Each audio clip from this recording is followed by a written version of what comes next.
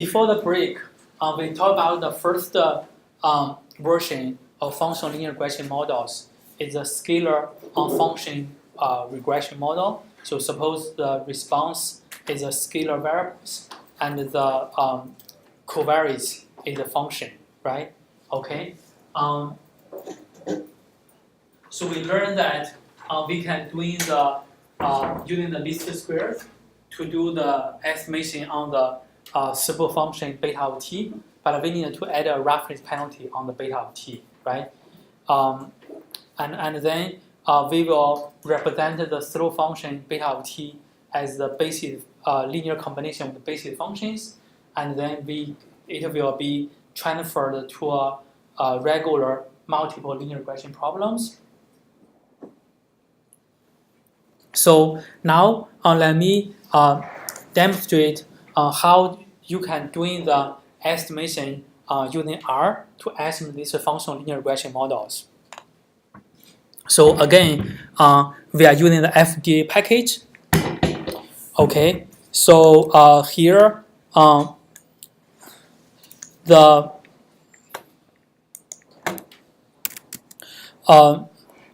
examples, the yi will be the annual precipitations, and xi of t will be the delay temperatures. Okay, so here we will first add all the delay precipitation together and take the log 10 as the annual precipitations.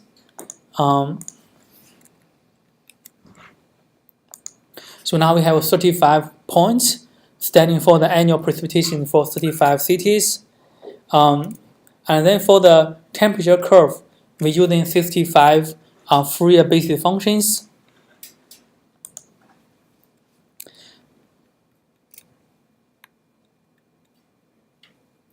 And then we smooth the temperature data using smoothing splines. So we're using a smooth data basis.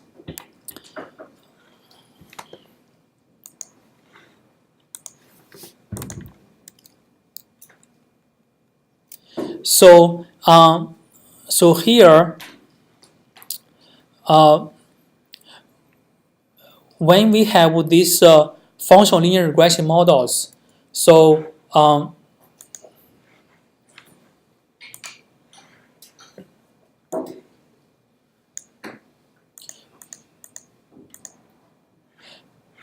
when we have these functional linear regression models, basically you can understand so this is xi of t as a function, right? Beta of t is a slope function. You can also understand this intercept alpha as also as a functional covariate. So that functional covariate will be a constant function, right? So constant one function. So this will be, think about this will be alpha times z of t, and z of t will be equal to 1 constantly, right? Yes. And so you can also put this as the integral. So this will be integral alpha times z of t dt divided by 1 over 365, right? So what I'm telling you now is that you can understand this alpha also in this integral. You can put this alpha also at the integral form, right? To just keep it consistent. Therefore, here we will create two functional covariates in this temper list. So the first one is one functional covariate with 1 as a constant 1, right? Is the first functional covariate. And the second one will be the temperature curve, right? So now actually we have the first functional covariate, and this is the second functional covariate. Okay. So if you have think about if you have multiple functional covariates, you can always put on this template list, right? If you have another covariate, you can put another like. But here you have using the double square bracket. You can have a double bracket square bracket 3, right? You can adding another functional covariates there. Okay, this is how you define the functional covariates in these functional regression models. So now we can create the basis function to represent the slope function beta of t and also the intercept alpha. So again, for intercept here, basically this alpha can also be expanded by basis functions, but this basis function is just a constant basis function, right? So therefore, here we just created a constant basis functions for the intercept. So this is a constant basis functions, right? Okay. For the temperature slope function beta of t, we were using 11 Fourier basis functions.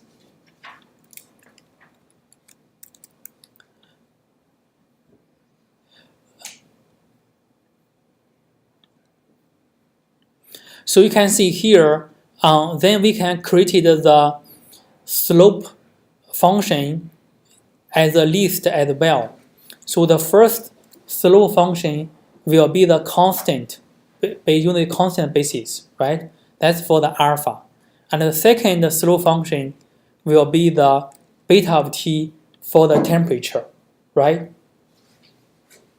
So for example, if you have another functional covariates, you can put the double square 3 here to represent the third functional slope, the third slope function, right? Okay, so then we can fit the functional linear models using the function called fRegress. Okay, so the first argument is the annual precipitations, and the second argument will be the list of functional covariates. So here we have two functional covariates. One is this constant 1, and the other is the temperature curve, right? And then you can put the basis function to represent each slope function. So the first one using constant basis function, the second one is using the 11 Fourier basis functions. Okay, so then we can do the regression, fRegress.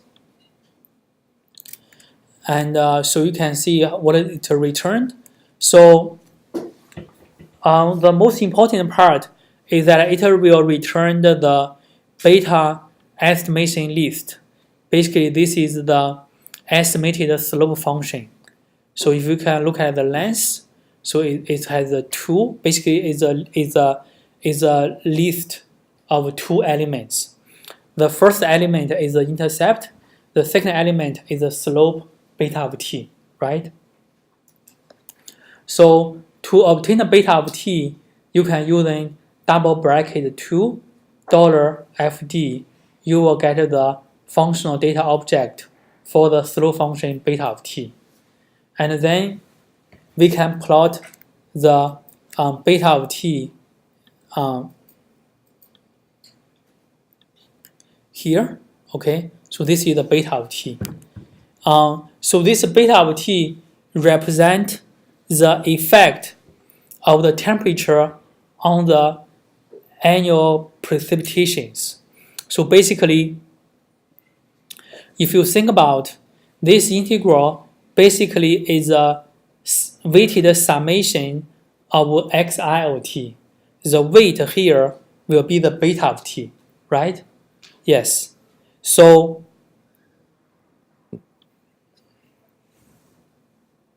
this is the estimation, and this is the weight. So how can we interpret this weight? It is very hard, right? You can see this weight function going up and down. You can see nothing there, right? So the reason is that we don't put enough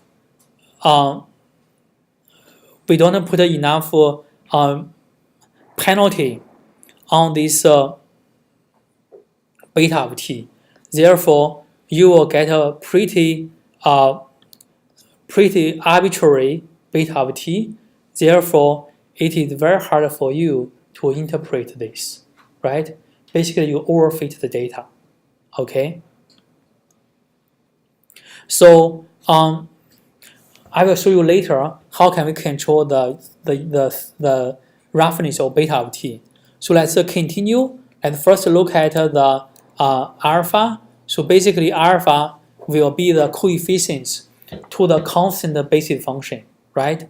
So here, this is the 0.0098.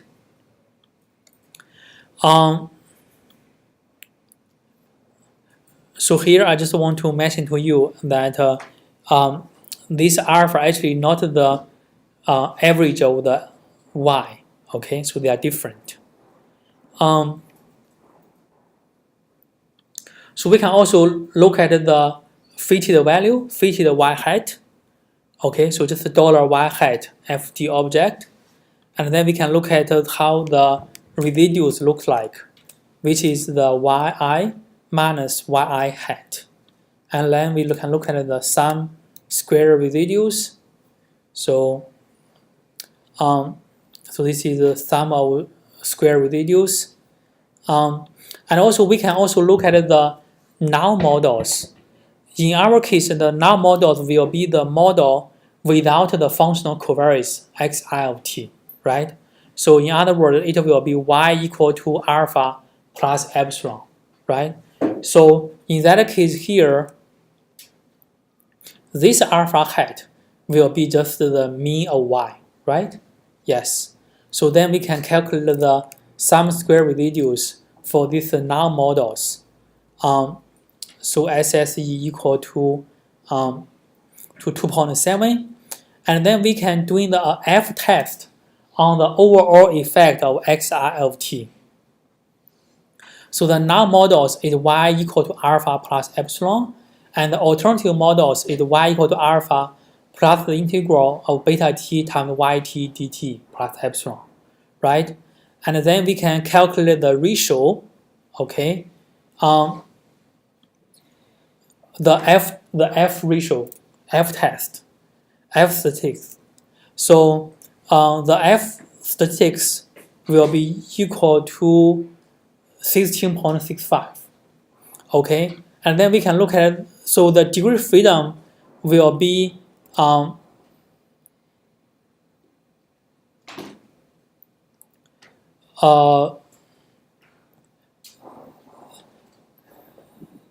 so the first one is the number basis function minus 1. Let me see how many basis function we have. So actually the number basis function is 11, right? So 11 minus 1, no. So when we have the, for these alternative models, beta t is to using, let me see, 11 basis functions, but it also have the intercept as well, right, in the null models. So therefore, for the F distribution, so for the alternative models, is the number of basis functions plus 1, right? And the alternative models, the null models is 1. So therefore, the difference of these two number of parameters will be just the n basis, right? So should be F11 and n minus the number of basis functions. So in this case here will be actually should be n minus n basis function minus 1, right? So in this case here will be 23. So this is the distribution of this F statistic. So then we can look at the quantiles and to see.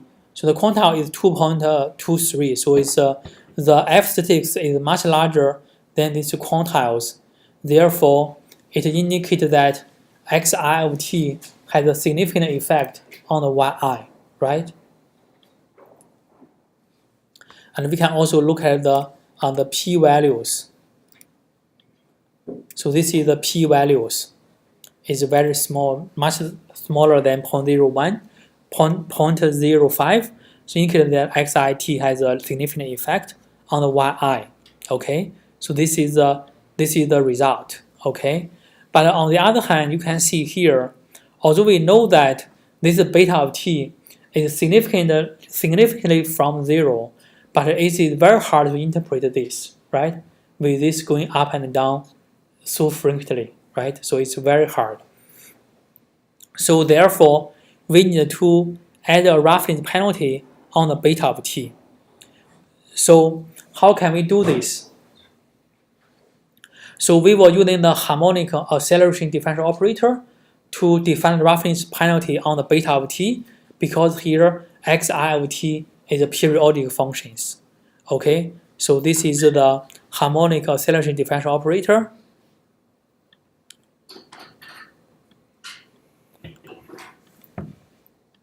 And then we can use 35 Fourier basis functions. So remember, before we using 11, the reason that if we using too many basis functions, we will overfit the data, right? But now, if we after we introduce the roughness penalty, we can use as many basis functions as we like to represent beta of t. Okay, and then we can choose in the smoothing parameters using cross validations. Okay, so here I will choose the log 10 lambda to be from 5 to 15. So this is one thing about these smoothing parameters.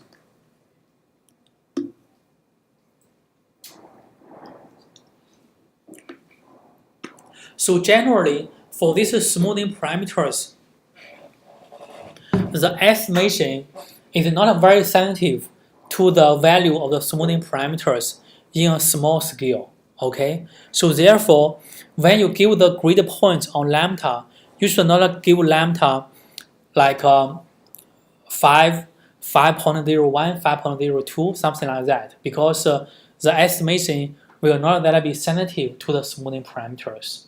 So therefore, when you give the grid, when you do the grid search for the optimal smoothing parameters, you generally we will do this give the grid points in the log in the 10 power scales. Okay, so generally we will choose the lambda as the 10 to 5, 10 to 6, 10 to 7. Okay, so in terms of this different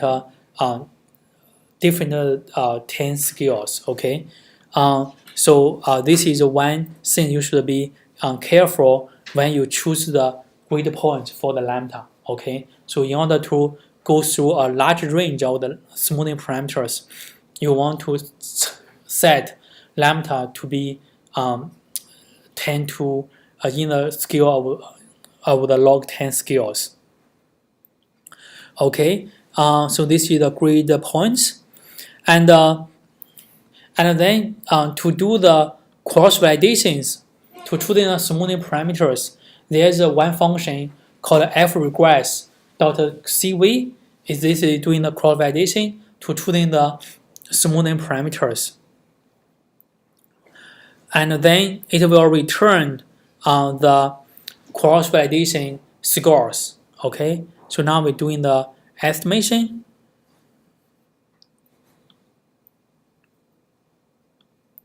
And also, when you do the programming, you want to output the value of lambda when you're doing the search, because for some calculations, the estimation will be very slow for each lambda. Therefore, to check your coding is working, it will be you will be feel much better if you can see the output with different value of the log lambda. Okay, so now we finish the core validations on these grid points, and then we can plot the cross validation scores as a value of the log lambda. Okay, log 10 lambda. So from here, you can see that basically the optimal value is the log lambda equal to 12.5, right? Yes. Okay, so we set the optimal value to be 10 to 12.5. And we updated the defined the beta t with this penalty term. And then we will do the regression. So you can see here when you do add the roughness penalty, basically you add this roughness penalty information on the beta t basis functions, right? Okay. So we do the regression and we get the beta of t. And we get the fitted values. And you can also get the effective degree of freedom, which is the trace of the smooth matrix S. Okay, so you can see here we're using the 35 basic functions. We have 35 basic coefficients, but the effective degree of freedom is only 4.6. Okay, so it's much smaller than the number of basic coefficients. Okay, so then we can do the f-test as well. So this is the f-test. So F ratio is the F statistics without the penalty, and the F ratio 2 is the F statistics with the roughness penalty. So you can see F ratio 2 is much larger than the F ratio. Means when you add the roughness penalty, actually the temperature curve will have a more significant effect on the annual precipitations, right? Okay. This is not a surprise because when you control the smoothness of beta of t, you control the number of parameters in the models. Actually, can make your covariates more significant. And we can look at the p-values. So the p-value is very small. And now we look at the beta of t. So this is the beta of t. After you adding these smooth controls, you can see here, with this beta of t, we actually have a easier interpretation on the effect of temperature on the precipitations. So based on this one, you can see that it will have a very positive values in this after 220 days, so which will be from August to December. So in other words, from August to December, it will have a significant, the temperature from August to December will have a significant positive effect on the annual precipitations. And from here, like this is roughly like 10. So basically from roughly I will see middle of January to July, it will have a negative effect on the annual precipitations, the temperature. Okay. So you can see this is kind of much easier to interpret, right? Okay. And you can also plot the y hat versus y.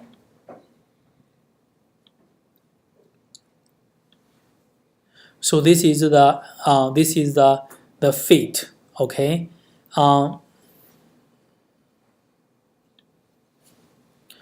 So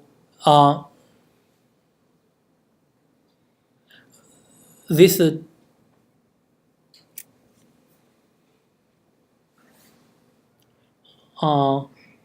this red line is the y equal to x lines. Okay, the dots. This y, the x-axis is the y hat. The y-axis is the y. You can see it looks pretty good, and the points not all on the lines. Diagonal lines means we don't do the overfit. See, right? We don't have overfit problems here.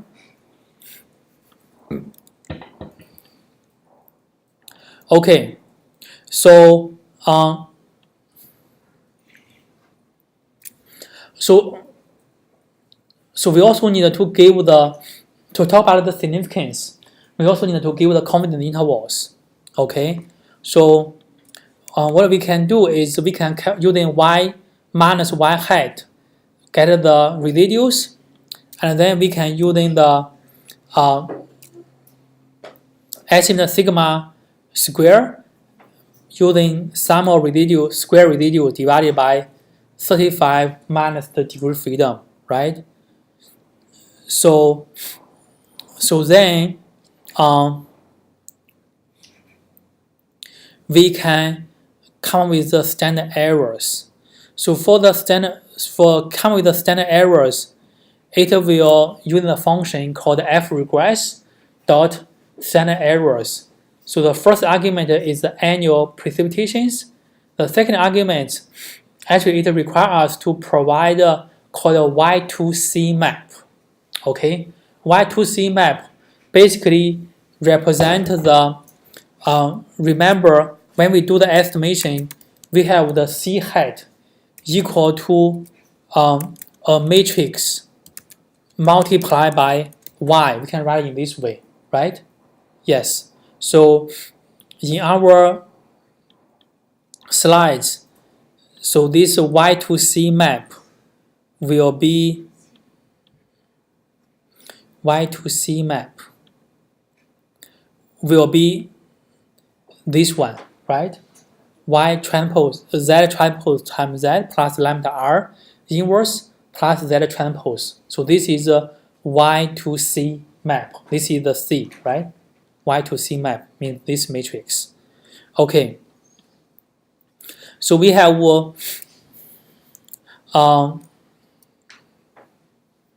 this Y2C map, and then we also provide the sigma square estimation, and then we can get the standard errors.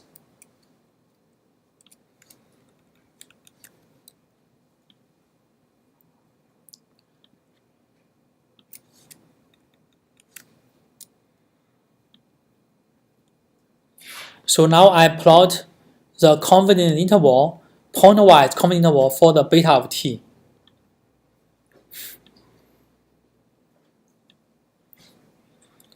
Okay, so this is the 95% confidence interval for the beta of t. You can see that roughly most part is, if you look at this, the time points, roughly all these, in most part, this confidence interval will go through contain these zero lines, means the temperature has no significant effect on the precipitations on these points, right? The only part don't contain zero is mainly these intervals, right? You look at these intervals, basically is roughly 250. So 250 is roughly September, right? So in other words, the temperature in September to December will have a significantly positive effect on the annual precipitations, right? This is how you interpret the beta of t, right? Okay, so this is the conclusions after we doing this doing these linear regression models. Okay.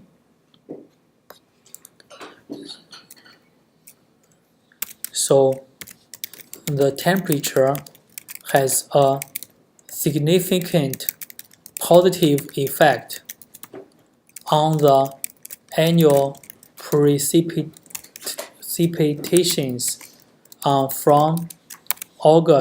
from September to December. There's no significant